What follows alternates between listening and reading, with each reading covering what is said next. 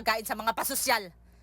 Parang mga 1D millionaire. Magpa-restaurant pa. Kung ikain lang sa bahay ang mga pinagbibili nila dyan.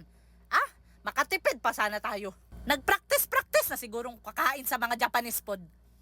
Kay gusto daw mag-Japan sa birthday sa bata. Para siguro kapag makarating sila sa Japan, hindi sila mapapahiya.